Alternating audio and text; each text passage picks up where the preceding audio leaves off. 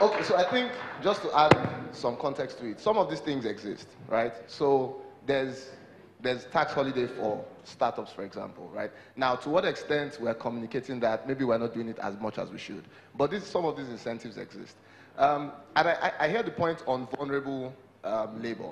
One of the things, for example, we have done in Lagos State as a subnational is to launch a health insurance scheme where the state government covers the cost for a lot of the poor and vulnerable people. Now, it's important that you provide some predictability around healthcare because your biggest productivity killer is healthcare. So we look at our loan program at the Employment Trust Fund. Where the principal promoter of the program falls ill, they miss the repayment for that month, right? It's almost clockwork. Whether the business is open or not, once they fall ill, they miss the repayment. So it's important that, of course, other subnationals as well start to look at this kind of health insurance programs to ensure that we reduce the vulnerability, especially at the poorest levels. Now, to the point around internships, placements, etc., the real issue here is still the information asymmetry, right? So this is still a fairly personal touch, right? You still require someone to call someone somewhere. Now, part of what we are planning to do as government, as a subnational government, is to create a platform where people can come independently as employers and know that they can find certified, trained, well-trained, competent people without having to know anybody, right? So we do the background checks, we do the security checks, we do the certifications, and you can come there as an employer and find a mason or find a tailor or find whoever you want. So the role of government is to be an enabler, is not to be a participant, right? So our work is to just say, we're creating a platform that removes the information asymmetry between employers and employees. Thank you.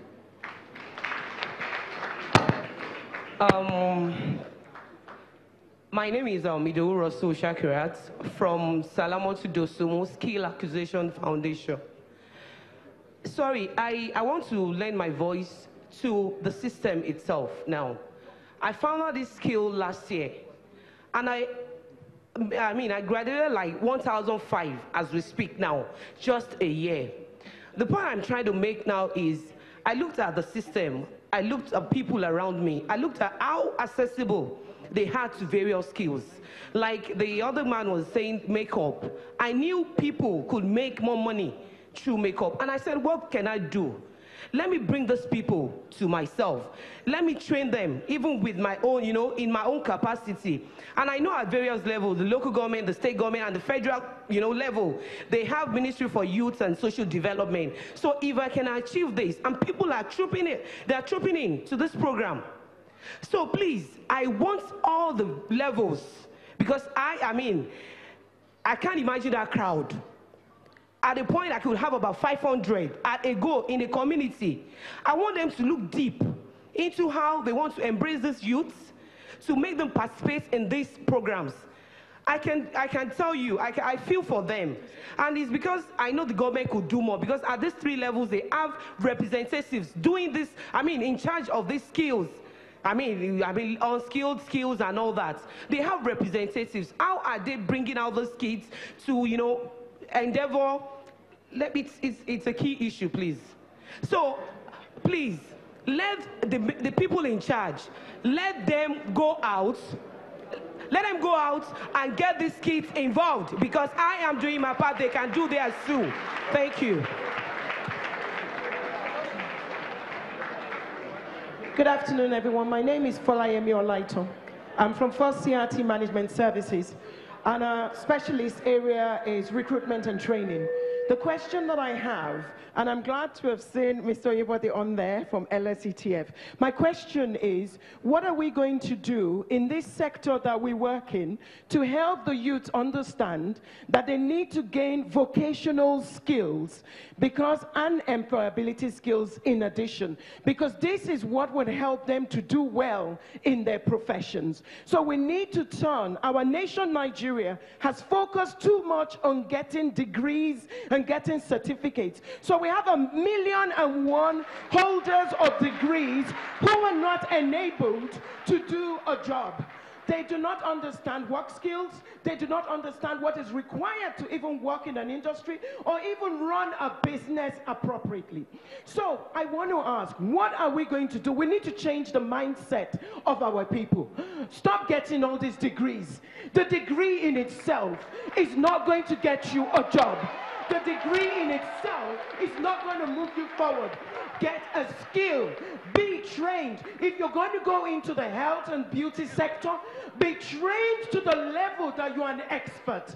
If you're going to go into carpentry, be trained to the level that you're an expert. So what I'm asking is, in the vocational training sector, what are we going to do to ensure that our youths get the appropriate training? If somebody is skilled and they come to my company for work, I would employ them over somebody who has 10,000 degrees. Let's change. Thank you. That's okay.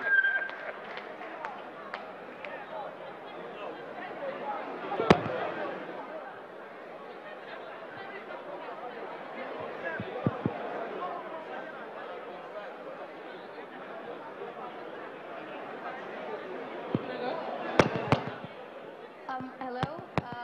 Attention, please. So that is going to be our last question, and that was explosive. Thank you for that.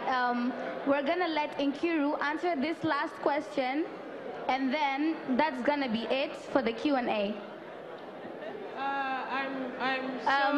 Can we please settle down?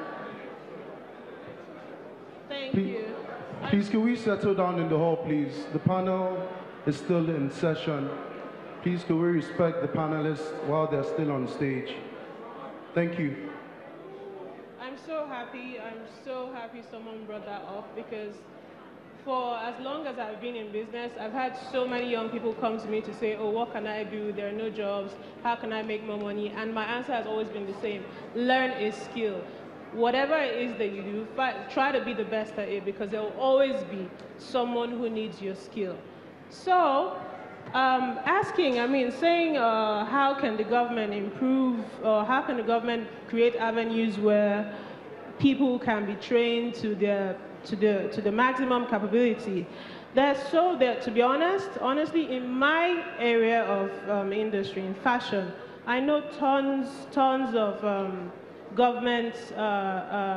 government-aided bodies that train tailors. You go there, you have nothing, no degree, they just do an interview, make sure that you're up to, you can understand training, and they train you, and when you're done, they train for free. So if you're here today trying to learn how to be a tailor, all you need is internet. Go online and search, how can I work, where in Lagos is training tailors, or where in Lagos is training a baker, or where in Lagos is training. There's so many opportunities. And then when you come out, if there are 10 tailors here today, I will hire you. There's so many opportunities.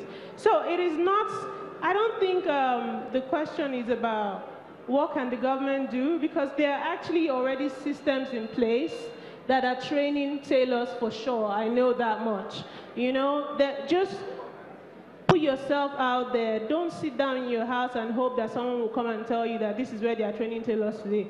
Go on the internet, do your research. There's so many people training tailors and training other vocational skills as well. Thank you very much. All right, that brings us to the end of the Q&A. I would like to thank the panelists for coming here. Ifedayo, Yomi, Akintunde, and Nkiru, thank you so much for participating in the B.R.F. GABFEST, and it's a pleasure being the moderator here. Thank you, everyone. Thank you so much. Can we please keep the applause coming as our panelists exit the stage? That was certainly a very, very engaging session. And I feel like we've made some progress in answering the question, where are the jobs? Please take your seats. Thank you.